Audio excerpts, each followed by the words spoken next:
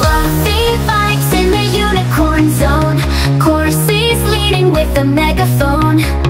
Sparkling minds with a playful twist. Fluffy atheism can't resist. Is morality real? Does it exist? I think they're about to do some debating. Politics and religion. Alright guys, so that is how we are going to kick it off. We're going to go ahead and officially begin. Like I said, I'm just going to briefly kind of go over everything. So we have two interlocutors here. They are both atheists. And oftentimes in debate, you will hear people making claims such as, well, if no God, then how could there be morality? Which is why I thought this would be quite the interesting topic for debate. So we have two atheists here. One is taking the affirming stance that, you know, there are moral facts, that moral facts can or do exist. And the other is denying that claim. Now, we're going to begin with two opening statements. They're going to be 5 minutes each. Then we're going to move on to open discussion, followed by 5-minute closing statements from each interlocutor. And then we're going to move on to Q&A as we decide, as the winners are decided by the vote of the audience and decided by the panel of judges. So thank you all for attending. And again, those who stick around, you will be eligible to win that Amazon gift card. So let's see what happens. And thank you guys for making it out tonight. Without further ado, I'm going to hand it off to the interlocutors. NSYNC, you may begin. And then you will give your opening statement after him, FN. And then, of course, I will leave it up to you for moderation. Thank you guys again for attending. Let's get into it. I'm just going to post my script in the chat in case anyone wants to read along. Ladies and gentlemen, if the first words out of my mouth tonight were a call to violent action against my interlocutor and his family for daring to disagree with the truth, surely you would all agree that I have thereby violated more than just the rules of debate. Surely, by doing so, I would be overstepping not just the boundaries of what is proper, but I would be straying into territory which is genuinely dangerous, and not just for the person about whom I am speaking. Certain kinds of behavior cannot be allowed, because they threaten the very fabric of the social contract which makes it possible for us to gather together in peace. And that prohibition rings true in spite of the fact that none of us can really pose a legitimate danger to any other here, since we are present only digitally. It simply seems the wrong thing for me to do, and not just in the context of the debate. Yet, if there are no moral facts, then surely I can do whatever I like, so long as I can get away with it, and I can simply call that behavior moral, because it suits me to do so. And who could tell me that this is false? You might as well try to tell me that my wife is not beautiful. Just because you do not fancy her does not mean she is any less gorgeous in my own eyes. So it is with any stance that hopes to deny the reality of moral facts, and it is but a short stroll from here to the perspective that absolutely anything can be justified, if only one believes it is so. Only a confusion so profound as this could result in a commitment, such as the one my opponent made in the pre-debate chat, where he stated unequivocally his belief that the killing of a man can be justified by the killer's greed. To believe a statement such as this is to sin against the very meaning of the term justify, which means to make right, to demonstrate the righteousness and reasonableness of what was done. I trust that no morally competent actor could ever, with clarity of mind, believe that greed could really constitute a good reason for the killing of a man, and would refer the skeptical listener to the famous work of literature, Crime and Punishment, if indeed a question there can be on this matter. Before our time together tonight is through, I will show beyond a shadow of a doubt that to suppose that morality might be anything less than concretely real is a slippery slope which leads very quickly to the most radical kind of relativism, and that the only way to make sense of the majority of moral discourse is to make the presumption that there is a fact of the matter. In lieu of this assumption, one flounders when attempting to account for the convergent nature of moral intuitions and the sincere determination with which we cling to our advancements, which we might label deep agreement and moral progress respectively. What reason really is there that we should not go back to slavery? And why not race-based slavery to boot? Do women really deserve the right to vote? And how sure are we that homosexuality is not a sin, or that genocide genuinely is a crime beyond compare? Unless we secure these advancements with talk of moral facts, there is nothing to prevent us from changing our minds, just as we might simply decide on a whim that the Earth was the center of the universe after all, were there not a fact of the matter to deter us from such hubris. It surely cannot be denied that the mapping out of the moral calculus which we perform each and every day is an enigma most vexing, yet that complexity cannot be our reason for dismissing the reality of the phenomena. Complexity ought to invite inquiry, not a petulant skepticism which stops just shy of pure laziness. As David Hume once said, I must confess that a man is guilty of unpardonable arrogance who concludes, because an argument has escaped his own investigation, that therefore it does not really exist. I must also confess that, though all the learned for several ages should have employed themselves in fruitless search upon any subject, it may still, perhaps, be rash to conclude positively that the subject must therefore pass all human comprehension. Time. Okay, that was pretty good. I'm going to go ahead and continue with mine, but I just want to preface it with, I do have a respiratory illness, so if I wind up clearing my throat really loudly, I apologize in advance. Okay. Moral relativity has more direct empirical support than the moral universalism hypothesis. Loyalty is a basic dimension within the psychology of both humans and various species of animals. To highlight this concept, one could put a unique twist on the trolley experiment. The in-group, family plus friends, of the victim or victims will hold competing moral positions that would influence their decisions if they were placed in the seat of the one flipping the switch on the trolley. I isolated this effect with anecdotal examples from my own life and a study examining human tribalistic behavior. When surveying mothers and fathers that I know personally, every single one I asked would rather sacrifice 100 people than their own child. At the more extreme end, there were even some who'd claimed they'd save their child if 1 million people were tied to the other track. In the provided study, people appear to judge others who fail to help kin more negatively than those who fail to help strangers. This renders absolutist moral statements about virtually any action incoherent due to variance in survival or prosperity circumstances. From an empirical agnostic perspective, we are only able to functionally identify morals as sociogenetic applications of game theory, with large variance depending on the species and its survival strategy. The morality as cooperation theory states that morality consists as a collection of biological and cultural solutions to the problems of cooperation recurrent in human social life. Life begins when molecules start making copies of themselves. These replicators are selfish in the technical sense that they promote their own replication. They can promote their replication at the expense of other replicators. These competitive interactions have a winner and a loser. One's gain is at another's loss. These are zero-sum games. But replicators can also replicate in concert with other replicators. These cooperative interactions can have two winners. They are win-win situations. They are non-zero-sum games. Natural selection can favor genes for cooperation, that is, genes for evolutionarily stable phenotypic strategies designed to achieve superior equilibria in non-zero-sum interactions, and has done this throughout the history of life. Natural selection for genes that employ cooperative strategies has driven several major transitions in the evolution of life on Earth, including the formation of cells, chromosomes, and multicellular organisms. Natural selection has also favored genes for cooperation between individuals in a wide variety of species, including humans. Humans descend from a long line of social primates. They have spent 50 million years living in social groups, and 2 million years making a living as intensely collaborative hunter-gatherers. This has equipped humans with a range of biological, including psychological, adaptations for cooperation.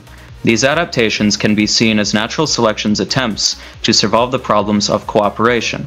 More recently, improvisational intelligence and cultural transmission have made it possible for humans to attempt to improve upon natural selection solutions by inventing evolutionarily novel solutions, tools, and rules for bolstering cooperation further.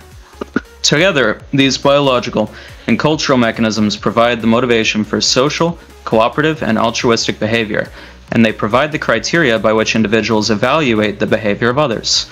According to MAC, the morality by cooperation theory, it is precisely these solutions to problems of cooperation, this collection of instincts, intuitions, inventions, and institutions, that constitute human morality.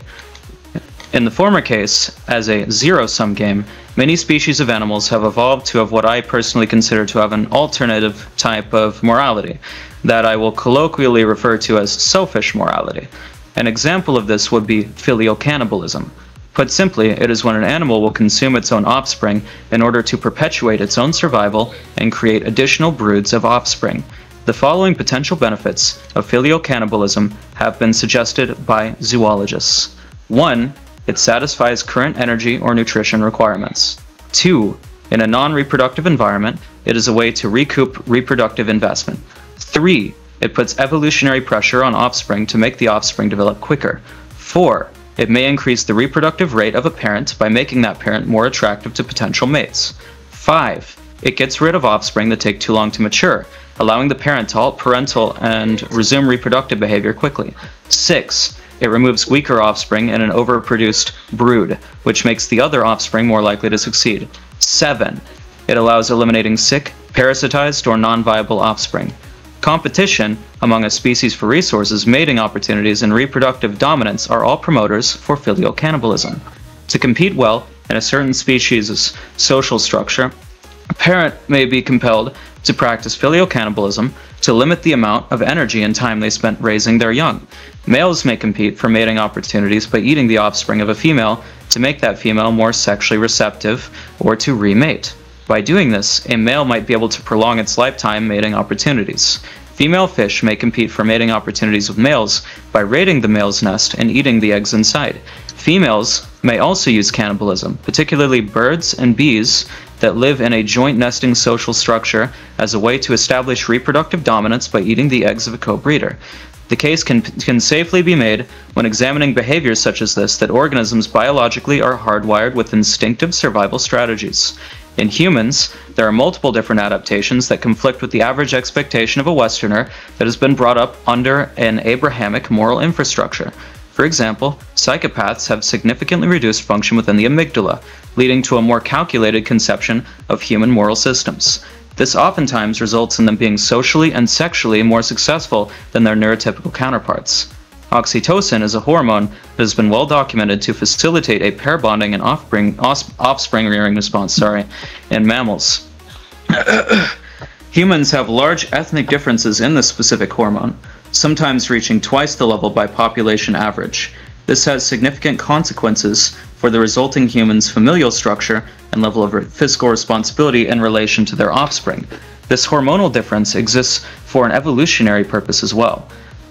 Some populations have diminished oxytocin levels due to the zero-sum survivability levels within specific key climates, resulting in nomadic polyamorous behavior.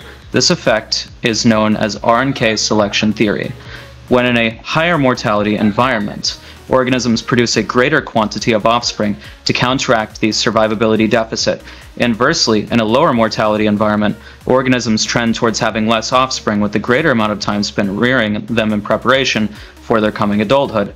Ultimately, this results in large-scale differences in moral psychology and vastly different societies being developed by the different subcategorizations of humans. That is my statement.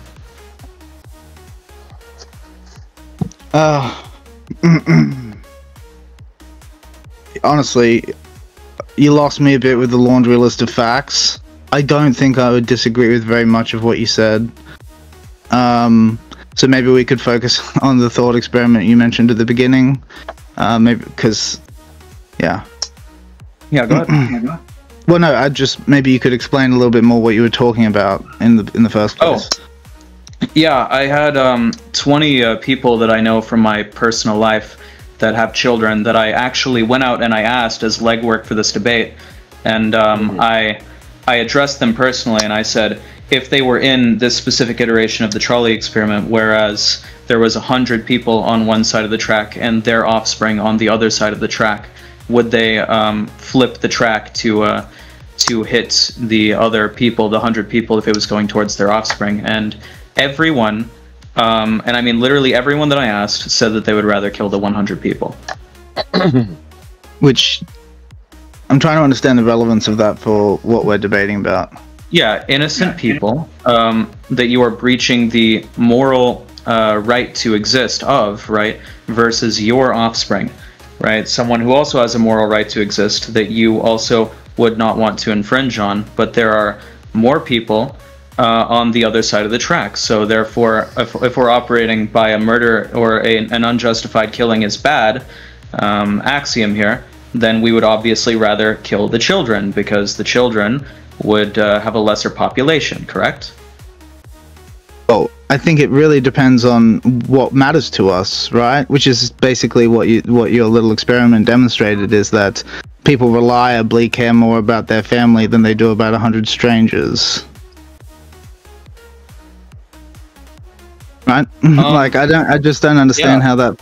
I don't understand how that shows that there aren't moral facts. In fact, the reliability of that outcome seems to point towards a certain fact about the way that humans morally reason, right? It seems to point towards moral relativism. In what way? Explain that to me. In the way that there are different people who would give different numbers for the amount of people that they would kill in relation to their offspring, and some people, I imagine, on the more extreme, I don't know, human rights, social contract side of the argument, would actually rather kill their children than the 100 people, right? Therefore, there is a very distinct difference in what people are willing to do for the sake of their offspring. But they reliably chose their offspring, though. Yeah, they reliably do, but that is still, as people in the chat pointed out, a small sample size, and thus there's variance within that. I don't think that really matters. All I'm saying is that what you're saying is, oh, this proves moral relativism, but the actual evidence that you're showing me is that people reliably answered the same way. Now, they may have differed as to the exact degree of how many people they were willing to sacrifice, but the fact that they all answered the same way would seem to support the existence of moral facts, not go against them. Well, no, it simply talks about the sociology of the psychology of humans, and there is still variance there. I have met people who would absolutely disagree with what the majority of people did. I mean, what would you do in this hypothesis? I'd probably save my offspring. Okay, what about if it was 1 million people? I don't know. I guess the choice gets harder, right? But partly what you're showing is just that when presented with two bad choices, people try to choose the bad that they care about less to happen, right? I don't see how that demonstrates a relativism, because they reliably employ that principle. It's because they don't determine the same things to be equally bad. They determine things to be on a variant scale of bad, right? And there are things that most people would consider bad that some people wouldn't consider bad. Okay, people can be wrong about scientific facts as well. You know that, right?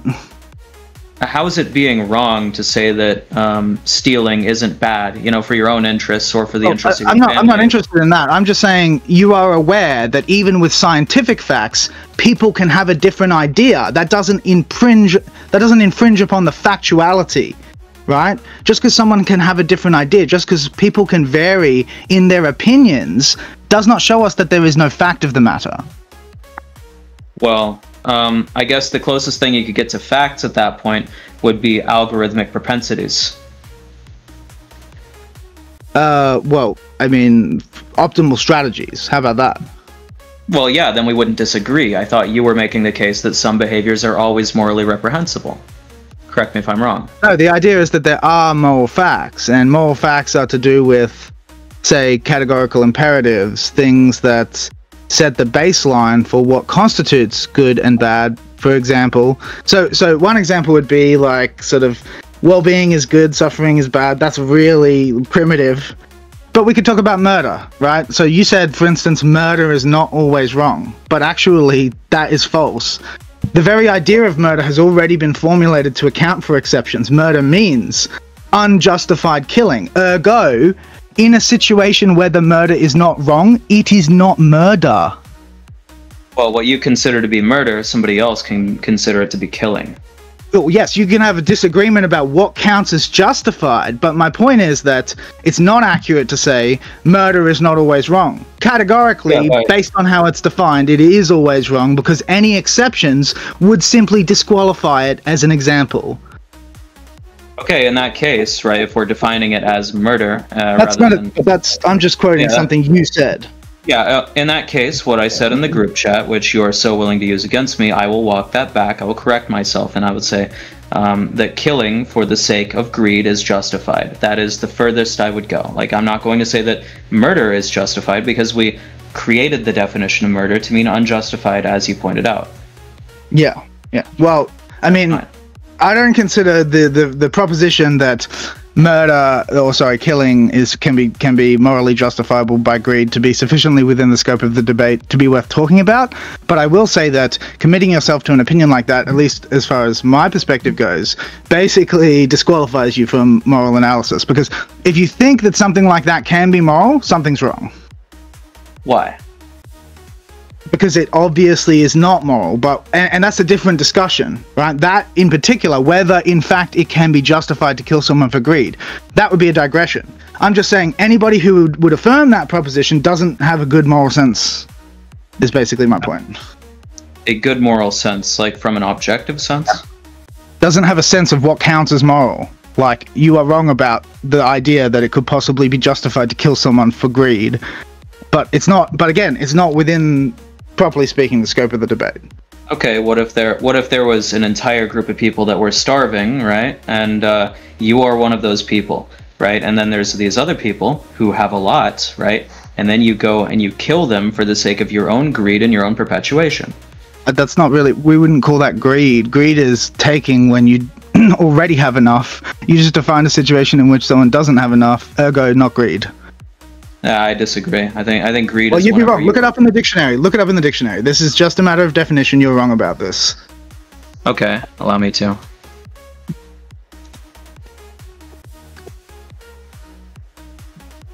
Greed means taking more than you need. Everybody knows that. Insatiable desire for material gain or social value such as status or power, right? But what if that is on the Insatiable. country? Okay, what if that's on the country's geopolitical side, right? Say the United States, and we're greedily taking resources from other nations such as lithium, cobalt, platinum, right? And these are materials that we need to even have this debate. Materials that we need to compose these computers that we are so willing to engage with. I'm not sure what your point is. Is that unjustified for us to have computers? How we acquired them may well be unjustified. Okay, so in your chosen moral infrastructure, you shouldn't have a computer. Well, that's a different proposition. Again, how you acquire something is different to whether you should have it. Okay, so you feel guilty for having a computer. I don't think about it often. Maybe if I knew more about the suffering that a country like yours puts people through to acquire computers, maybe I would care about it more and feel guilty about it. As of now, my ignorance protects me, but I don't know that we're moving the conversation forward with this digression. Well, I'm going to be entirely honest. I don't feel guilty because this is how this is an inevitable infrastructure that come about, right? That's a cool story. I'm getting to a point here. Please. Whenever you exist in such an inevitable exchange of goods and services that is inevitably going to, in a zero-sum game, benefit you at their detriment, then who are you to try to say that it's immoral for that to happen? Like, how are you going to change it? There's no... Because there's no morality... objective- Yeah. Morality isn't just about zero-sum games, and everybody knows that. And in fact, life has very little in common with zero-sum games. Zero-sum games are like almost like a laboratory experiment when it comes to moral analyses. So, I mean, it just seems silly to me to say. However, okay, in geopolitics, we're operating on a zero-sum game. It is not a non-zero-sum game like it is within a country domestically. I don't really agree with you, but that is beside the point for what we're talking about. So these blank squares, we've got 8. I just don't accept that assertion, and I don't see the relevance, and I think we should move on. We have 70 years of lithium left. That's all I'm saying. Okay, we can talk. I don't care. I don't care. I don't see the relevance of this. You know what, I just explained the relevance of it. Zero-sum games exist, therefore your objective morality... I disagree with you that geopolitics is a zero-sum game. Let's move on. Okay, well, yeah, let's move on. What do you want to talk about now? Because I got you there. You got me to where? I disagreed with you. Yeah, you disagreed with me, but the facts are against you. If you say so. Why don't we have you explain why you think it's a zero-sum game?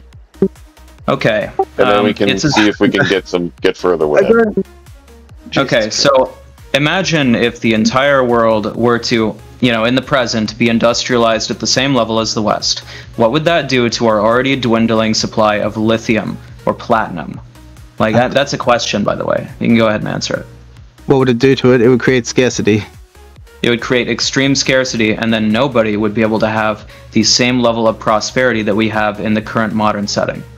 Okay, so would it be good?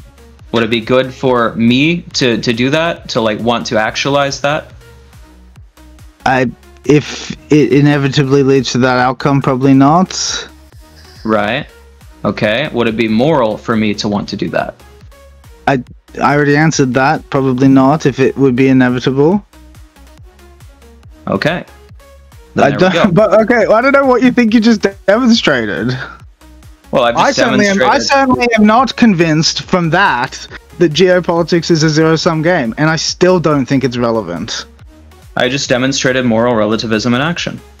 Jesus Christ! If that's what you think a demonstration looks like, we are in trouble. All right. Okay. So you know what, I'm going. Let's talk about how you summarized your position yesterday. Okay. Okay. You kind of said because a certain moral strategy that is optimal in a zero-sum game will necessarily not be optimal in a non-zero-sum game, right? Therefore, like, morality must be relative, or I can't remember the exact words you used. Let me see. Something like that. Do you remember what you said? Yeah, let me open the group chat. I'll just read it. Like, I swear, half of this debate has just been looking over the group chat. Let me get it. Oh, here we go. Thus, it is not a moral fact, but a moral strategy. That's the way you made the distinction. Yeah. Yeah. How would you distinguish between an optimal strategy and a moral fact? A moral fact is something that's true for all humans, something that you should never infringe, as you pointed out in your introduction statement. Okay, but you're willing to acknowledge that there is such a thing as a moral strategy. Yeah, a moral strategy can have varying like options. Some strategies. So some strategies are better than others in a hypothetical context. Is that the idea? Yeah, and some are diametrically opposed to each other within the same environment. Okay, but some strategies are optimal, or no? Yeah, some strategies are optimal for their setting. Okay, good. Some strategies are optimal for their setting. That setting being hypothetically stipulated. All right, good. So just to be clear, just so I can get this straight, your strategy for denying the existence of moral facts is to allow that some moral facts exist, namely hypothetical imperatives. That's the name of this. This is called a hypothetical imperative. So you want to acknowledge the existence of hypothetical imperatives. You want to redefine a hypothetical imperative and call that a mere strategy. And you want to say that a fact, strictly speaking, has to be universalizable. That is, it has to be categorical. So that's not true. I'm just explaining that with the distinction. We already know of such a thing as a hypothetical imperative, but here's an interesting experiment for you to do, okay? Hypothetically, imagine, you know, a world that's sort of in a solar system like ours, you know, a planet like ours, that kind of thing. you know, imagine that you have a hypothetical species of social, reasoning, long-lived primates with overlapping interests, complex emotional lives, language, memory, vulnerability to harm. Right? In that hypothetical world, some strategies are optimal for creatures like that. You already agreed to that by acknowledging that in certain constrained circumstances, there is an optimal strategy. Right? Yeah, but not in every case. Well, I'm stipulating a hypothetical. Tell me what would make the hypothetical that I stipulated not fit to have a hypothetical imperative attached to it.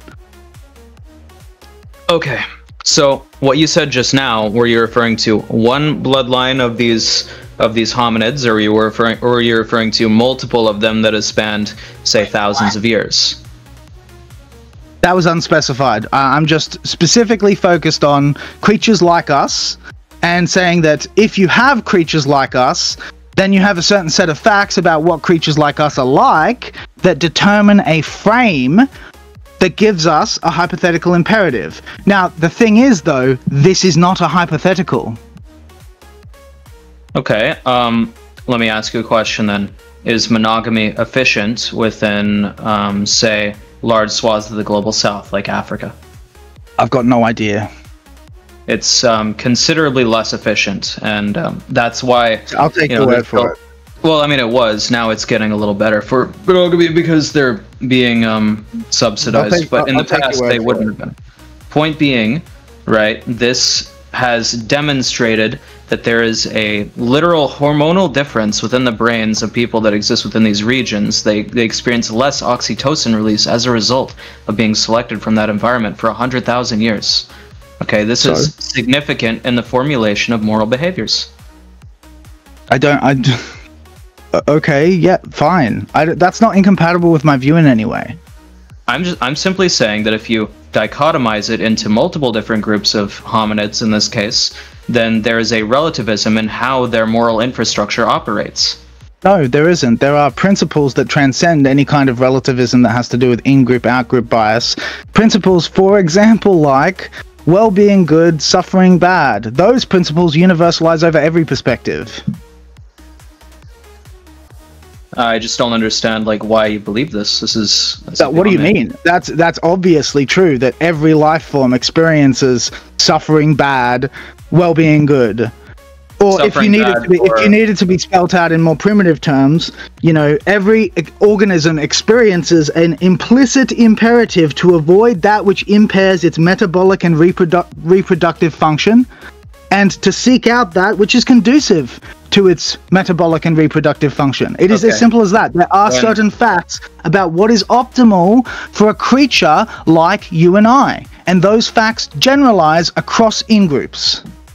Okay, so in-groups, right? So we're working from the perspective of in-groups. Therefore, they can allow suffering, like, pretty easily without even thinking about it, to members that are not within their in-group.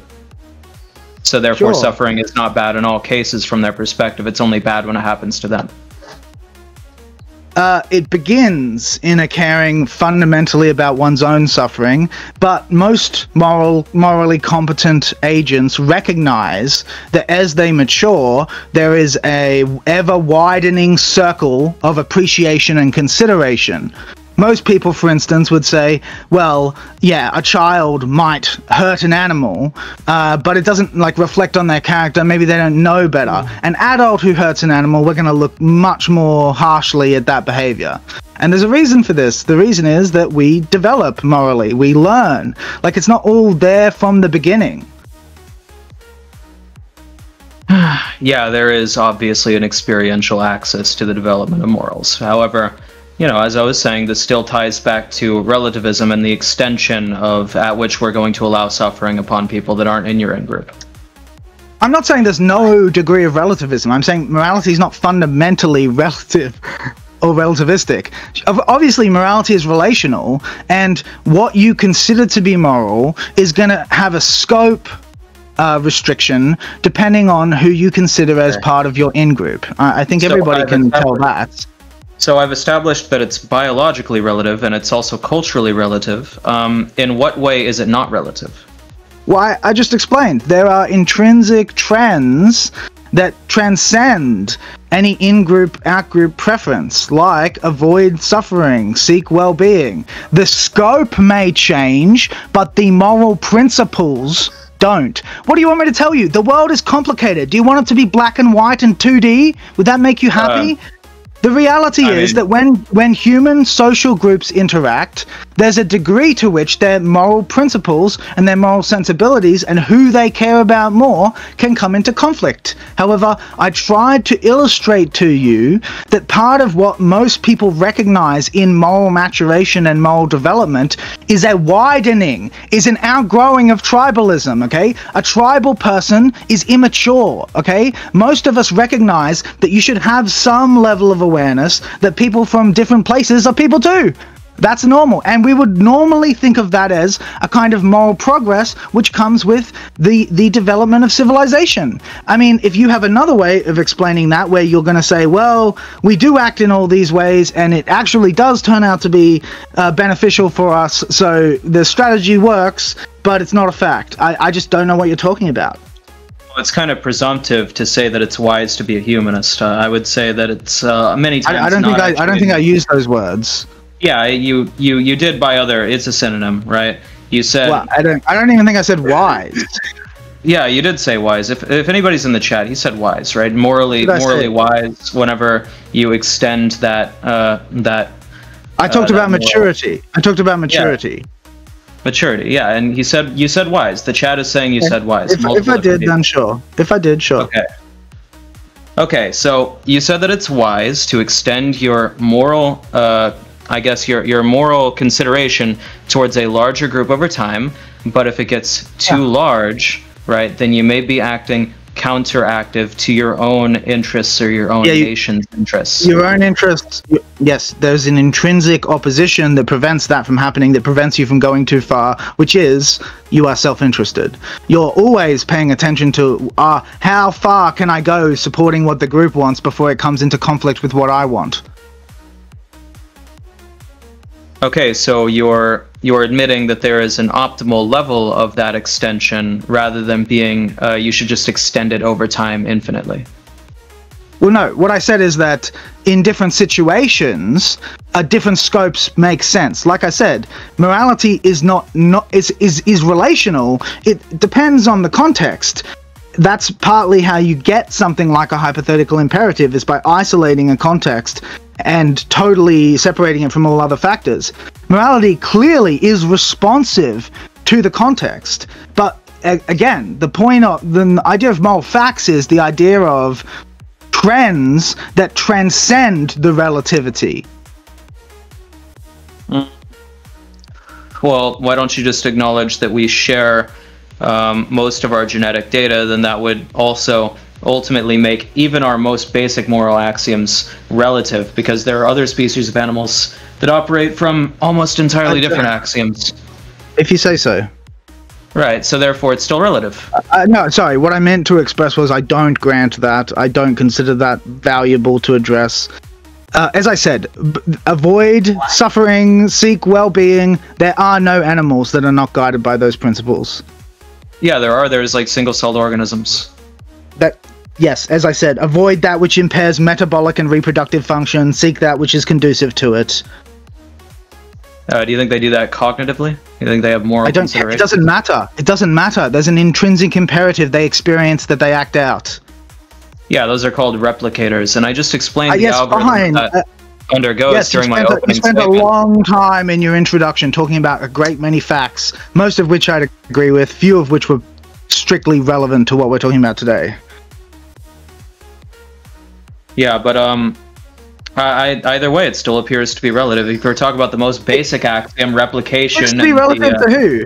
Like, I'm glad that you still think you're right. Do you feel you're being persuasive right now? No, let me make my point. No, please don't interrupt me. Thank you. So, that would be great.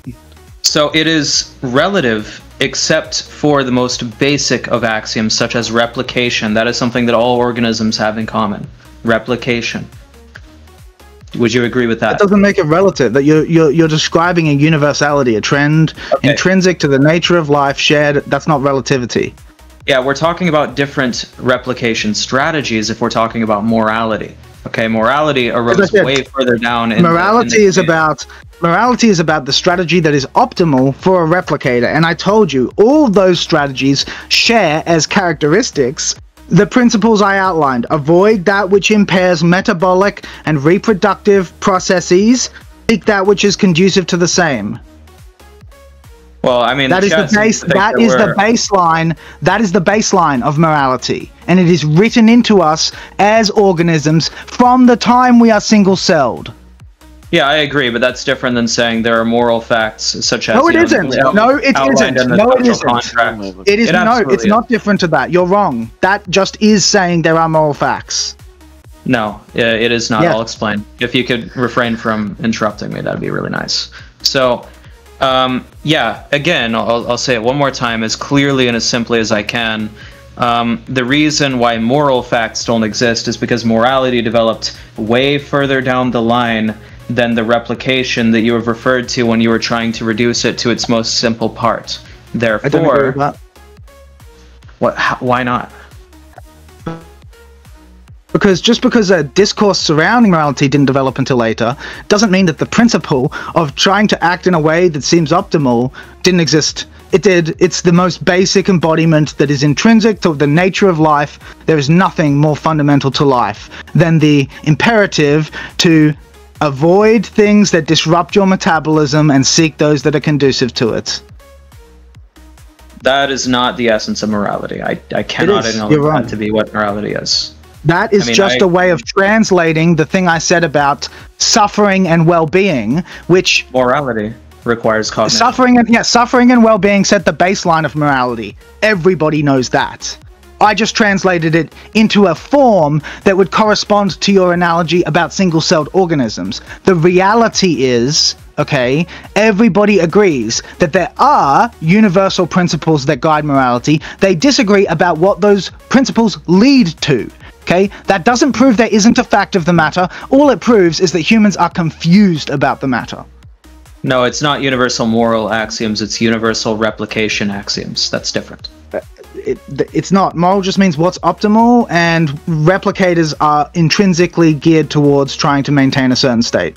Well, if that's what you're defining it as, then we agree, but that's not moral. Well, no, we don't agree, because you seem to think that that doesn't count as a moral fact. And it does. As I said before, what is the difference between a moral fact and an optimal strategy? You tried to say, well, the universality idea, but actually, as I pointed out, we know there's a type of moral fact that corresponds to a scoped-in example. We call it a hypothetical imperative. Only categorical imperatives have this characteristic of universality. So as long as you acknowledge that there is a hypothetical imperative, you already acknowledge that there are moral facts, and then I showed how admitting that there are hypothetical imperatives shows that there have to be concrete moral imperatives, because hypothetically you can talk about this world, an imperative corresponds to that, but this world is not just a hypothetical. It's actually concretely real, which gives us a categorical sense. Now, I even gave you some articulation, a vague sense of what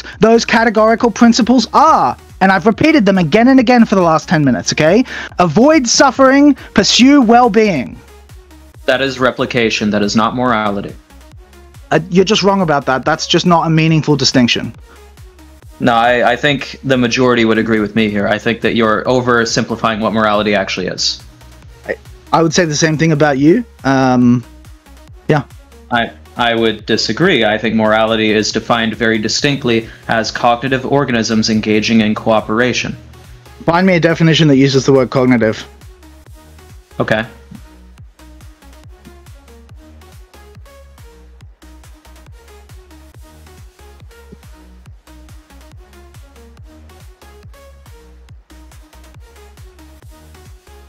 Okay, a particular system of values or principles of conduct, especially when held by a specific person or society and people, what are they? Especially when. Meaning doesn't have to be, you know what especially means, I assume. Well, okay, if we're talking about algorithmic rules, right, that's different than saying a moral system. As I said, I asked you what the difference was between a moral fact and an optimal strategy, and I walked you through why your answer was not satisfactory, okay? You tried to answer, a moral fact is necessarily universal. I showed a hypothetical imperative is a kind of moral fact that is not universal. Wait, here's a couple definitions. I actually have two definitions that involve the word cognitive. Morality involves the influence of personal values, societal norms, and cognitive processes on ethical behavior, as well as the impact of moral actions on individuals and society. That's the first definition. The second is a suite of cognitive mechanisms that enable individuals to make judgments about right and wrong, guiding behavior in accordance with ethical principles. Yep. Those are two different definitions of morality. And both of them include obviously, there's two different things to talk about. Namely, there is a discussion, a reflective articulation of the kinds of principles that are intrinsic to our decision-making processes, and then there are the principles themselves. Just like chemistry simultaneously names a certain subjective field of study, a subjective field of activity, and the domain of the world that it studies.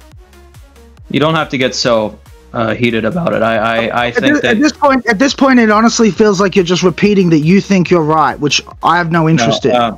We have a difference in definition, and the difference in definition is rooted in you think that algorithmic rules of replication equals morality, and I'm saying that morality is. I just said, okay. I asked you to make a distinction between an optimal strategy and a moral fact, and I told you why your previous distinction didn't work, so I'm inviting you make a new distinction. I don't think you sufficiently did prove that my distinction didn't work. I think you should try a little harder.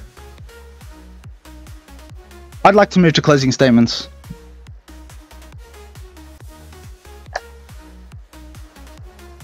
We can do that. If you guys are truly done, we can move to closing statements. Yeah, we have to agree to disagree here. I think that's the only way forward.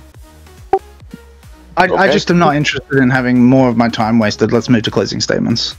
Okay, what we're going to do is we're going to move to closing statements at this time, and after that, we're going to initiate the voting process and bring up you guys from the audience to do Q&A, anyone who wants to engage with any of the interlocutors. Actually, I think what we'll do is we'll move to closing statements, Q&A, and then initiate the voting. That way, if you guys have questions you want to ask the interlocutors before casting your vote, you may do so. And as for any judges, they will be making their decisions as well. So we'll go ahead and move to closing statements at this time. I think you're first, FN. Oh, yeah, FN. Oh, no, wait, no, I'm first. You're right, I'm first. Yeah, whoever went first, yeah, you'll go first for the closing statement. Yeah, that's me. Okay.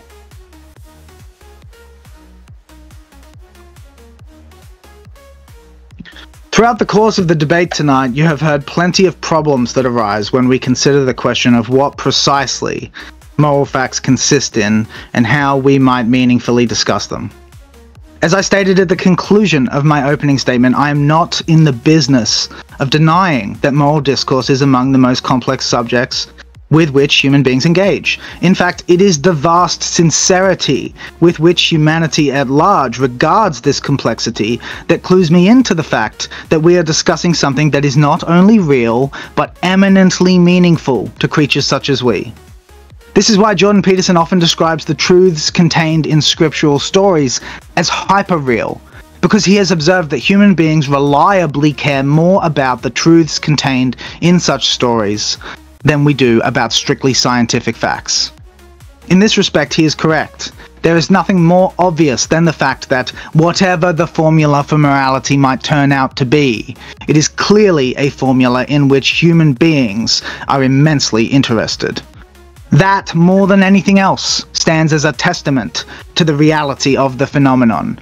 In spite of the prolific attempts of intellectuals around the world and around the clock, trying to make a name for themselves by reducing the problematic phenomena to other better understood mechanics, in spite of the thousands of hours of blood, sweat, and tears that have gone into the sophistication of systematic reductions of every shade and species, human beings at large still believe in nothing so much as morality and the importance of moral discourse.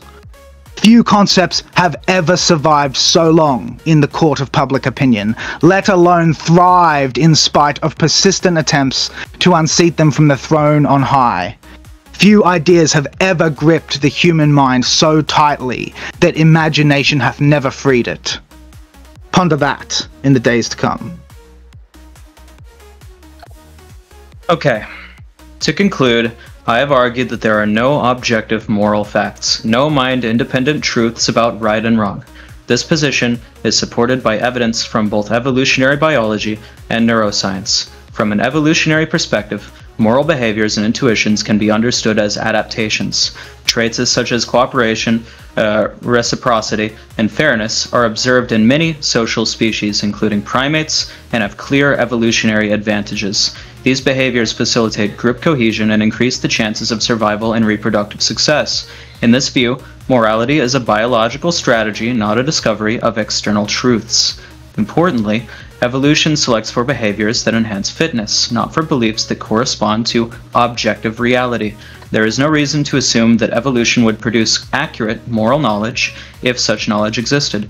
Instead, evolution produces psychological tendencies that are useful in particular environments, which explains both the universality and variation in human moral norms. Turning to neuroscience, research shows that moral judgment involves emotion-related and decision-making sections of the brain, such as the amygdala and the prefrontal cortex. Studies using fMRI have demonstrated that moral evaluations are often immediate and automatic, with rational deliberation occurring only afterward, if at all. This supports the view that moral cognition is the result of biological and psychological processes, not the detection of objective moral facts. Furthermore, cross-cultural studies in moral psychology show significant variation in moral norms across societies and historical periods. What one culture views as morally obligatory, another may consider morally irrelevant or even wrong. This variability is more consistent with morality as a social construct shaped by environmental and cultural factors than a set of universal, discoverable truths, and it is informed by biology. In summary, the best available evidence suggests that moral beliefs are the product of evolved psychological mechanisms and cultural development. They are contingent on human biology and history, not grounded in any objective, external moral reality. The burden of proof remains on those who claim such facts exist, and currently there is no empirical evidence to support that claim. Thank you.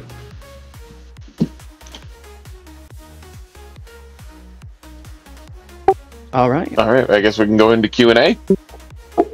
Yep, we'll be moving into Q&A for about 10 to 15 minutes. I'm going to go ahead and just set a little timer for, we'll start with 10, see how people are feeling, see if there's any more questions, and if it only takes us 10 minutes to get those Q&A sessions queued up, then, and there's nothing else after that, we'll go ahead and move on to voting and the final decision, and then we will move on to the Amazon gift card giveaway. So, yeah, let's begin. If you would like to engage or you have questions for the interlocutors, please raise your hand to join the stage and we will bring you up. Thank you. All right. Looks like Greg was the first person to raise his hand. I'm going to bring him up to the stage. Hello, yeah, Greg. what's Welcome up, to the everybody? stage. Yeah, can I ask, like, a few questions or what? Start off with one and we'll see where it goes. Yeah, InSync, what kind of moral realist are you? I don't understand the question. Offer me some options, I guess. Excuse me? You don't even know what kind of moral realist you are and you're defending moral realism? I would describe myself as a moral naturalist. Okay, then what kind of moral naturalist? Are you like an analytical naturalist? I don't, it's like, I'm not really into the naming game. Oh my god. Yeah, clearly I presented this guy doesn't even know the relevant data on the subject he's speaking on, but here, do you just... That's enough of that. Oh, shit. Anyway, Fenrir. Red Fenrir has his hand raised, and I will bring you up now. Welcome up, buddy. Hey guys, so FNIM, first question, you gave an example in the natural world of, I forget the term you used, but it was when a wild animal eats its offspring in order to supplant its genetic information into the environment, something like that, something involving like resource acquisition. I guess my question is, I was following you for most of that, and it seemed like there was this dichotomy between you saying, or at least a tension between you saying, hey, animals do this, and it seems like it's objectively right for them in terms of resource maximization or the correct strategy.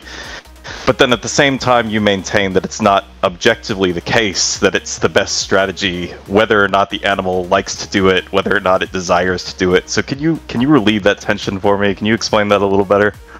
Yeah, of course. So I don't think that there's any objectively best strategy. I think that this is one of multiple strategies that it could have developed to survive in its environment, and ultimately it's algorithmic with play into its previous genetic data that's been written into it due to its long history.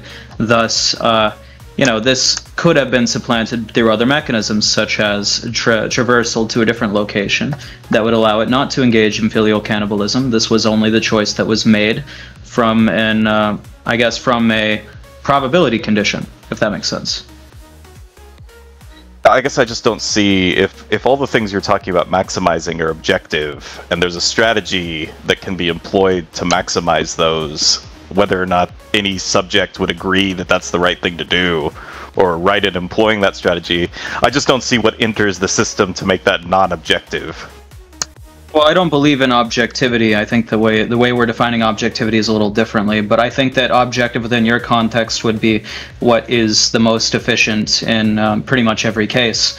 And I would say, how do you know that there isn't an alternative competing behavior that could have been supplanted into that environment that isn't filial cannibalism, for instance? It's impossible for you to know. It's impossible for me to know. So why make the case that it's objective?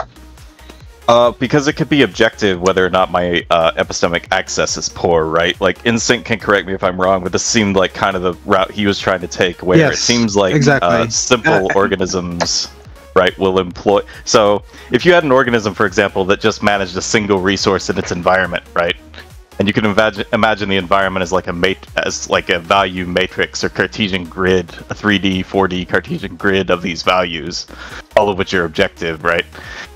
It just seems like in certain cases like that, there's going to be an objective answer, and it might even, if the system is simple enough, you might even be able to prove that it's objectively the case, and you can prove your epistemic access. I just want to clarify, because it seems like, because what I tried to ask for a few different times was it sounds like you're describing a moral fact. What would make this not a moral fact? He gave a certain answer about universality, and I think I showed why that answer doesn't measure up. And I was left wanting an answer. I still don't know how come this doesn't count as a moral fact. Did you feel the same way, Fenrir, or...? I thought you guys talked past each other like quite a bit. I thought that definitely happened. Yeah. I feel like you guys... like, your openings were fine, but I feel like you guys kind of set yourselves up to fail and talk past each other. Yeah, we definitely did talk past each other, no doubt about it. Well, I want to just specify... All. I'll let somebody else speak if I'm... Wait, but before you do, I want to answer your next thing that you asked me. Sorry if you can hear that in the background. So, I guess... if you're saying it could be, right, it might be possible for there to be an objectively best strategy for an organism to develop in a specific environment, I would say then the burden of proof would be on you to empirically prove that, and that hasn't been yet substantially proven by anyone in any setting from my understanding. If you can provide that, then I would I'd be more than willing to look into whatever you provide. At this time, we have 3 people on the side that want to come up. Yeah, no problem. Yeah, go ahead. Okay. All right, ARPA, you're going to be coming up next.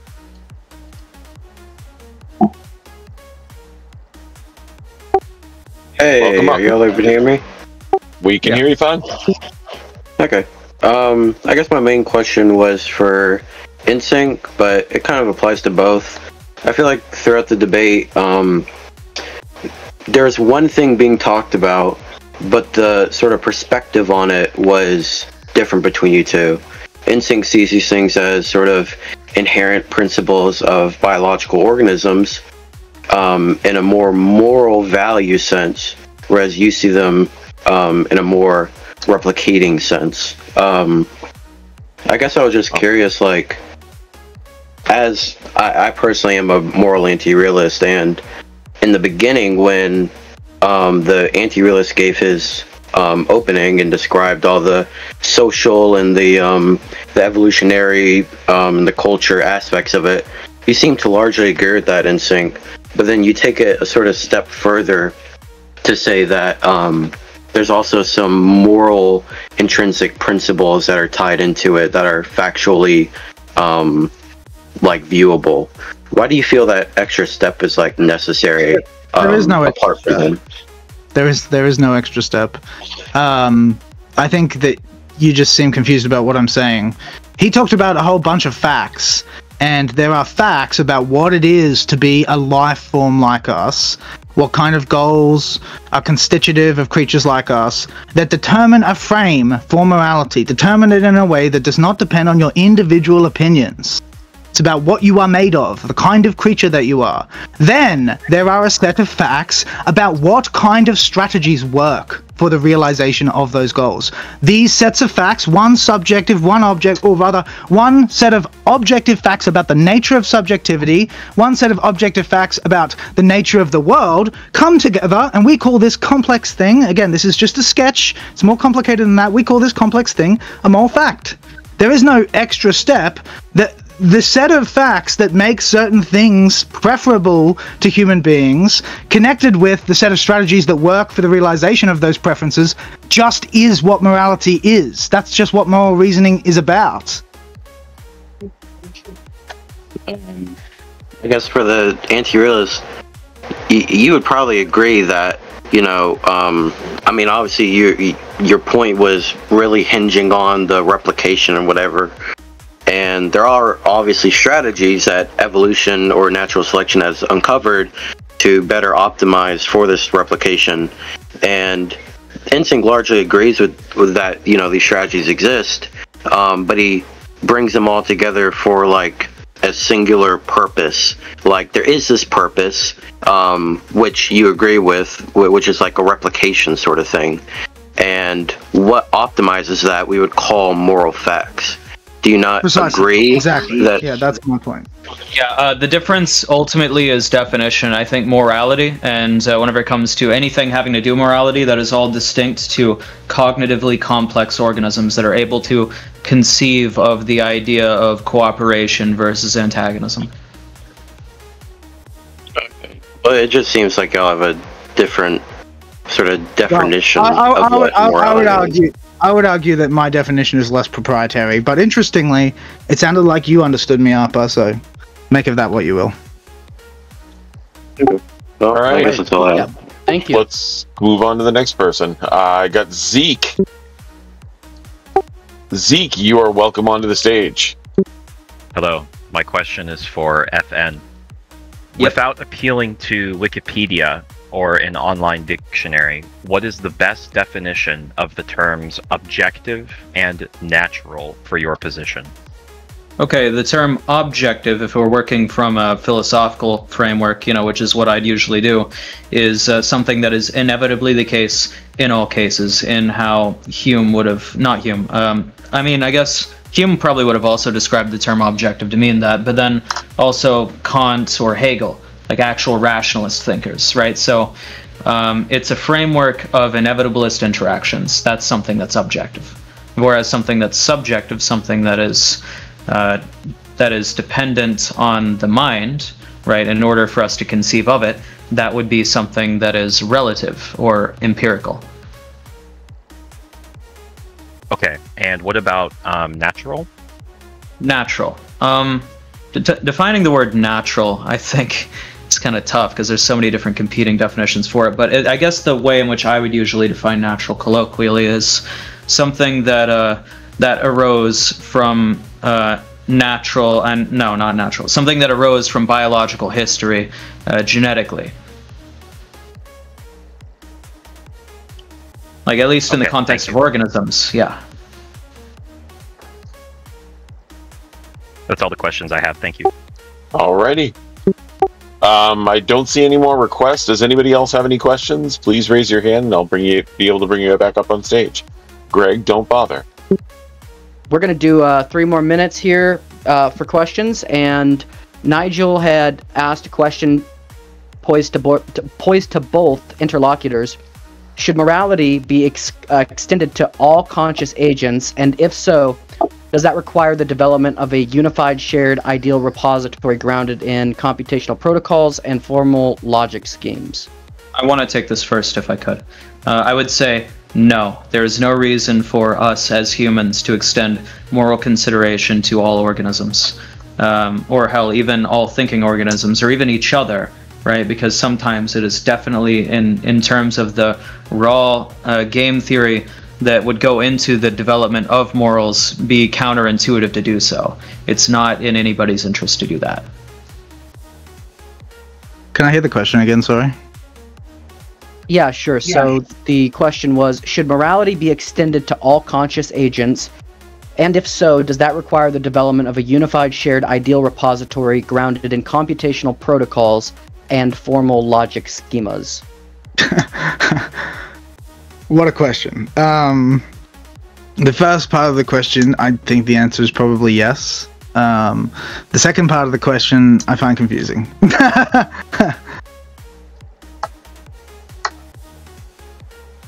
No worries. Okay, so I think we are about to run the poll here. Yep, do you want to run the poll?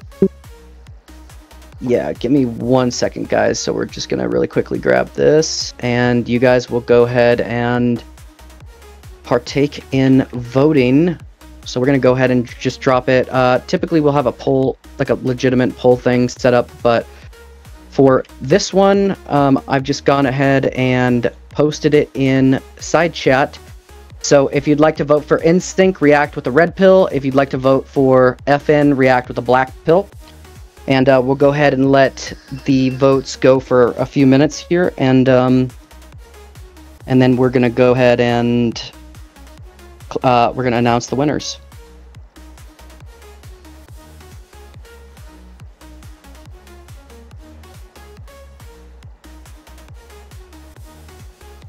And then after we announce the winners, we're gonna be doing an Amazon gift card giveaway, randomly selected. I think the way that we're going to do it here is I'm just going to take a little screenshot of all of the names that are currently in chat, and I'm just going to drop it into like an AI chat bot and say, hey, pick one of these names randomly. That way it's kind of, free of any, at least immediate biases from anyone here. And whatever name that chat bot picks will be the name of, will be the winner of the Amazon gift card, which he will claim afterwards. And then after that's all done, we're going to probably, of course, he wants to host an after party in his room. The interlocutors are invited and encouraged to go hang out there if you guys want to talk, debate, chat. That will probably, of course, are you okay with that? Do you want to do it in your room? Or? Okay. The channel will be Fluffy Atheism in the main chats. Okay. I think it's apropos since we have two atheist debaters. Yeah, it was a good debate, though. I really do appreciate y'all giving me the time of day. I think my opponent did pretty good. It actually looks like we got a draw. 10 and 10. Oh, no, there it goes. It just keeps flipping around. It's funny. Everybody just fucking around with the numbers. Yeah, next time we'll have the actual poll set up properly, and we'll do it to where they can only do it once. Yeah, you got to use a straw poll or something. Yeah. Hey, Blackout, let me make polls. Pretty pleased with shit. I mean, I think I probably should have taken you up on the offer to talk more about it before we actually had the debate. But even when I'm thinking about that, I don't feel like we could have had a good debate about. Like, we disagree too much about the terms, and I don't get the sense that you would have been willing to shift. So, yeah. Yeah, it's a definition debate. That's the only issue. Like at the core root of it, we never could have made each other like agree on this. It comes down to, yeah, just that. Okay, we'll be closing out the polls in just a moment here. And then we'll be announcing who won or who's going to win the Amazon gift card. And then we'll be moving over to Corsi's room. So Yeah.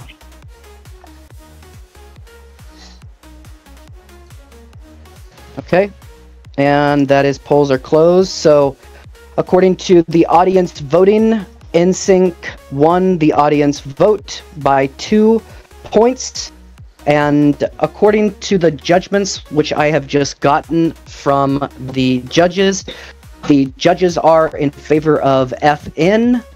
So given that this was a split vote, we are going to do a distributed prize. You guys will both be the winners. Now, in the past, we have had people say, well, look, you know, should audience voting be weighed as heavily as the judges vote?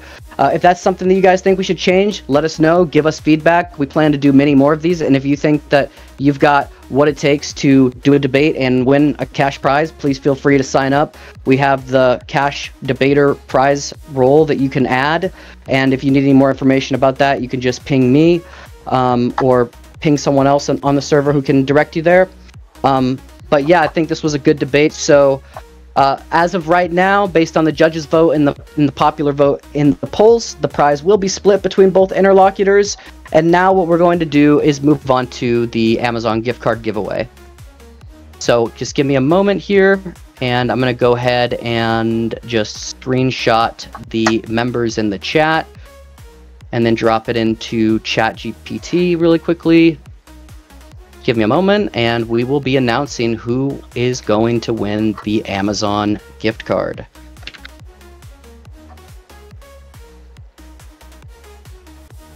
Okay, it's thinking. The winner is... We're still waiting on the wonderful ChatGPT to think about it for a little bit. Insert drum roll here. Who's gonna win it? Who's gonna win it? Who's gonna win it?